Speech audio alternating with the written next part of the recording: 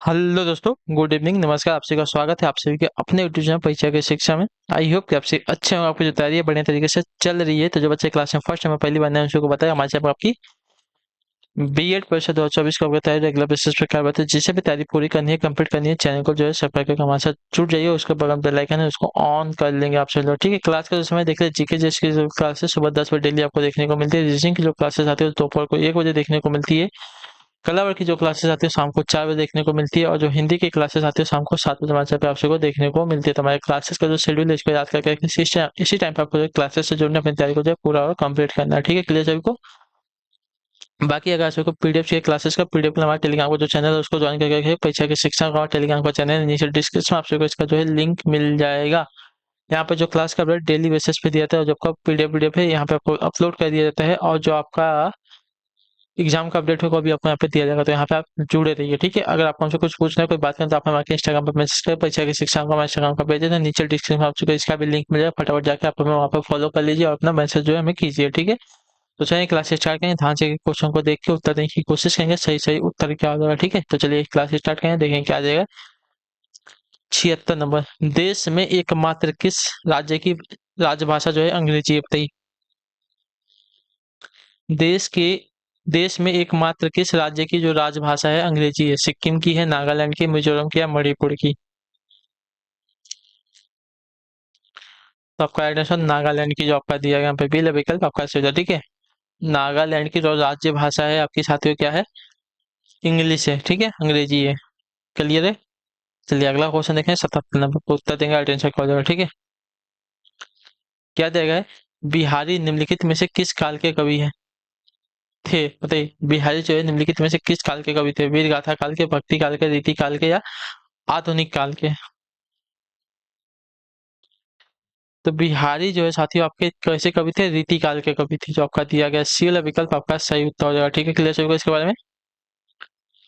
चलिए अगला क्वेश्चन देखते हैं। 78 नंबर बताइएगा आंसर को। ठीक है, आचार्य रामचंद्र शुक्ल कृत हिंदी साहित्य का इतिहास की अधिकांश सामग्री पुस्तकाकार प्रकाशन के पूर्व हिंदी शब्द सागर की भूमिका में छपी थी। इस भूमिका में उसका शेष था क्या, बताइए। आचार्य रामचंद्र शुक्ल कृत जो है हिंदी साहित्य का इतिहास की अधिकांश सामग्री जो है पुस्तकाकार प्रकाशन के पूर्व हिंदी शब्द सागर की भूमिका में छपी थी। भूमिका का उस इस भू इस भूमिका में उसका शीर्षक क्या था साथियों? तो आपका राइट आंसर होगा हिंदी साहित्य का विकास था। जो आपका दिया गया यहाँ पे पहला विकल्प आपका राइट आंसर हो जाएगा। ठीक है, क्लियर होगा इसके बारे में।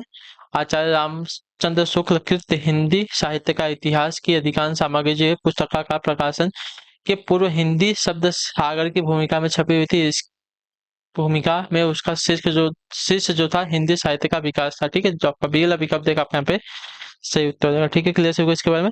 चलिए अगले क्वेश्चन बढ़ेंगे। आपका 79 नंबर है, ध्यान से देखो उत्तर देंगे। जैसे अवधि भाषा के सर्वाधिक लोकप्रिय महाकाव्य का नाम है क्या, बताइए। अवधि भाषा के सर्वाधिक लोकप्रिय महाकाव्य का नाम क्या है? पद्मावत है, मधुमालती है, मृगावती है, रामचरितमानस है, क्या बताइए। तो अवधि भाषा के सर्वाधिक लोकप्रिय महाकाव्य का जो नाम था साथियों आपका रामचरितमानस था। जो आपका दिया गया फिर डी वाला विकल्प 79 पे आपका राइट आंसर हो जाएगा। ठीक है, क्लियर होगा इसके बारे में। ठीक है, चलिए अगले क्वेश्चन बढ़ेगा। आपका 80 नंबर पे उत्तर दीजिए राइट आंसर का। जिस कालखंड के भीतर किसी विशेष ढंग की रचनाओं की प्रचुरता दिखाई पड़ी है वह एक अलग काल माना गया है और उसका नामकरण उन्हीं रचनाओं के अनुसार किया गया है। यह मान्यता किस इतिहासकार की है, बताइए। क्या दिया गया है? एक बार क्वेश्चन ध्यान से देखिएगा। क्या दिया गया है? जिस कालखंड के भीतर किसी विशेष ढंग से किसी रचनाओं की प्रचुरता दिखाई पड़ी है वह एक अलग काल माना गया। ठीक है, और उसका जो नामकरण उन्हीं रचनाओं के आधार पर किया गया है। यह जो है मान्यता किस इतिहासकार की है? इसका सही उत्तर क्या होगा साथियों, बताइए। तो यह जो मान्यता है साथियों आपकी आचार्य रामचंद्र शुक्ल की, आपके आलोचक थे। तो जो आपका दिया गया यहाँ पे बी एल विकल्प आपका यहाँ पे राइट आंसर हो जाएगा। ठीक है, क्लियर सभी को इसके बारे में। क्लियर है सभी को यहाँ तक? ठीक है, चलेंगे अगले क्वेश्चन पे। 81 नंबर पे ध्यान से देखिएगा और उत्तर देने की कोशिश कीजिएगा। सही उत्तर क्या हो जाएगा आपका? ठीक है, क्या दिया गया है? 81 नंबर। ठीक है, क्या दिया गया है ध्यान से देख के बताइएगा।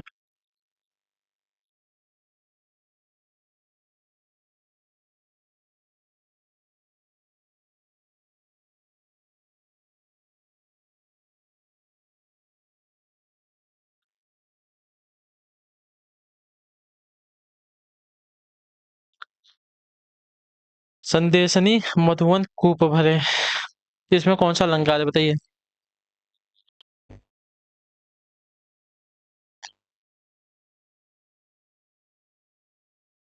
बताइए, संदेशनी मधुवन कूप भरे, इसमें कौन सा अलंकार है? तो इसमें आपका अलंकार हो जाएगा साथी यहाँ पे अतिशयोक्ति अलंकार, जो आपका दिया गया यहाँ पे डी वाला विकल्प आपका राइट आंसर होगा। ठीक है, क्लियर सभी को। चलिए अगला प्रश्न देखते हैं आपका 82 नंबर। कलेजा होना इस मुहावरे का सही अर्थ क्या है? कलेजा होना इस मुहावरे का सही अर्थ क्या होना?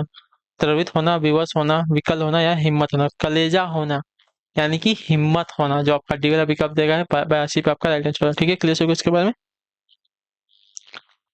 चलिए अगले क्वेश्चन बढ़ेंगे आपका 83 नंबर पे, ध्यान से देख के उत्तर देने की कोशिश करेंगे सही उत्तर का। जिस छंद के पहले तथा तीसरे चरण में 13-13 मात्राएं और दूसरे तथा चौथे चरण में 11-11 मात्राएं होती है, वह छंद क्या कहलाता है? बताइए, जिस छंद के पहले तथा तीसरे चरण में आपकी 13-13 मात्राएं, दूसरे तथा चौथे चरण में आपकी 11-11 मात्राएं होती है, वह छंद क्या कहलाता है? तो वह छंद जो आपका साथियों दोहा कहलाता है। ठीक है, जो आपका दिया गया यहाँ पे डी वाला विकल्प आपका यहाँ पे राइट आंसर होगा। ठीक है, क्लियर होगा इसके बारे में। चलिए अगले क्वेश्चन बढ़ेंगे आपका, देखिए 84 नंबर, बताइएगा चलो मुख्य का विलोम क्या होगा? बताइए, मुख्य मुख्य का विलोम क्या हो जाएगा? तो मुख्य का विलोम आपका गौण हो जाएगा, गौण, जो आपका दिया गया यहाँ पे ये वाला विकल्प आपका यहाँ पे राइट आंसर हो जाएगा। ठीक है, क्लियर होगा इसके बारे में। मुख्य का विलोम आपका गौण होता है, इतना याद रखेंगे। ठीक है, क्लियर है। चलिए अगले क्वेश्चन बढ़ेंगे, ध्यान से यहाँ पर 85 नंबर है, बताइएगा सही तो क्या होगा? नाश कर देने के लिए सही मुहावरा क्या है? बताइए, नाश कर देना, इसके लिए सही मुहावरा क्या हो जाएगा?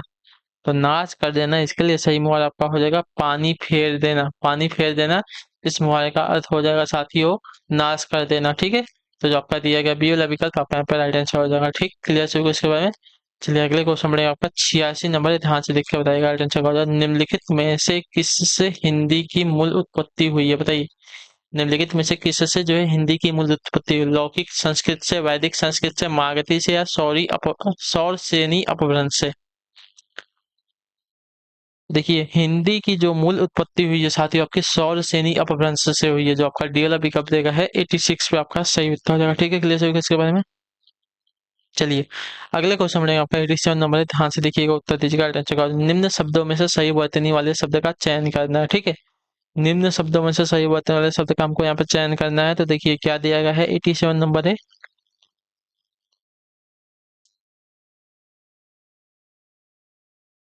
पूंजीवाद की वर्तनी कौन सी सही है? तो जो आपका पीएल दिया गया है पूंजीवाद की वर्तनी यहाँ पे आपकी शुद्ध है। ठीक है, चलिए अगले क्वेश्चन बढ़ेंगे, ध्यान से देखें आपका 88 नंबर, रोग पीड़ित में प्रयुक्त हुए समास को बताइए। ठीक है, रोग पीड़ित यानी कि रोग से पीड़ित, तो यहाँ पे आपका हो जाएगा तत्पुरुष समास, जो आपका दिया गया यहाँ पे डी वाला विकल्प 88 पे आपका सही उत्तर हो जाएगा। ठीक है, रोग से पीड़ित, रोग पीड़ित यानी रोग से पीड़ित, तो यहाँ पे आपका कर्ण तत्पुरुष समास हो जाएगा। ठीक है, कर्ण तत्पुरुष समास हो जाएगा। अगले क्वेश्चन बढ़ेंगे आपको देखेंगे 89 नंबर है, निम्नलिखित में से किसे जो है रसराज कहा जाता है? बताइए, रसों का राजा किसे कहा जाता है? तो आपका राइट आंसर साथियों श्रृंगार रस को। ठीक है, जो आपका दिया गया ये वाला विकल्प आपका 89 पे सही उत्तर हो जाएगा। ठीक है, रसों का राजा जो आपका श्रृंगार रस को यानी कि रसराज कहा जाता है। ठीक है, क्लियर है। अगले क्वेश्चन बढ़ेंगे 90 नंबर पे, बताइएगा राइट आंसर क्या हो जाएगा। ठीक है, क्या देगा? हरवंश राय बच्चन ने प्रथम बार जीवन और मानवीयता के प्रति अपने पौण भावों की वाणी किस कृति में दी थी? बताइए, हरिवंश राय बच्चन ने प्रथम बार जीवन और मानवता के प्रति अपने पौड़ भावों की वाणी जो है किस कृति में दी थी? तो आपका राइट आंसर साथियों प्रणय प्रतिका में दी थी, जो आपका दिया गया यहाँ पे ये वाला विकल्प आपका राइट आंसर। और हरवंश राय बच्चन कौन थे? तो अमिताभ बच्चन के पिताजी थे। ठीक है, इतना याद रखिएगा। ठीक है, चलिए अगले क्वेश्चन बढ़ेगा आपका, देखें 91 नंबर से, बताइएगा राइट आंसर क्या होगा। अभिज्ञ का विलोम क्या हो जाएगा? बताइए, अभिज्ञ का विलोम क्या हो जाएगा? तो अभिज्ञ का विलोम होगा अनभिज्ञ हो जाएगा, जो आपका दिया गया यहाँ पे बी वाला विकल्प आपका राइट आंसर हो जाएगा। ठीक है, क्लियर सभी को इसके बारे में। चलिए अगले क्वेश्चन बढ़ेगा आपका, देखें 92 नंबर पर, ध्यान से देख के उत्तर देंगे राइट आंसर क्या हो जाएगा। ठीक है, तुलसी गंगा दुए भय सुकविन के सरदार, यह किसका कथन है? बताइए, तुलसी गंगा दुए या सॉरी तुलसी गंग दुआ भय सुकविन के सरदार, यह किसका कथन है? तो यह कथन जो है साथियों आपका है भिखारी दास जी का, जो आपका दिया गया सी वाला विकल्प आपका राइट आंसर। ठीक है, क्लियर होगा इसके बारे में। चलिए अगले क्वेश्चन बढ़ेगा आपका, देखेंगे 93 नंबर है, ध्यान से देखिएगा उत्तर देने की कोशिश करिए। जो व्यर्थ की बातें करता हो इसके लिए एक शब्द सही क्या हो जाएगा? बताइए, जो व्यर्थ की बातें करता हो उसके लिए एक शब्द क्या है? जो व्यर्थ की बातें करता है उसको क्या कहते हैं? उसको वाचाल कहते हैं। ठीक है, जो आपका दिया गया यहाँ पे ये वाला विकल्प आपका right है। वाचाल जो बहुत ज्यादा बोलता है उसको भी वाचाली कहते हैं। ठीक है, ये भी याद रखेंगे। अगले क्वेश्चन पढ़ेंगे आपका 94 नंबर। ध्यान से देखो उत्तर देंगे, अल्टेशन क्या हो जाएगा?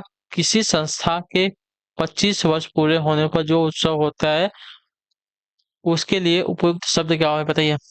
किसी संस्था के 25 वर्ष पूरे होने पर जो उत्सव होता है उसके लिए उपयुक्त शब्द क्या हो जाएगा? तो उसके लिए उपयुक्त शब्द आपका हो जाएगा साथियों रजत जयंती होता है। ठीक है, किसी संस्था के 25 वर्ष पूरे वो जो उत्सव होता है उसको रजत जयंती कहा जाता है। जो आपका दिया गया यहाँ पे बी विकल्प आपका यहाँ पे राइट आंसर होगा। ठीक है, क्लियर है।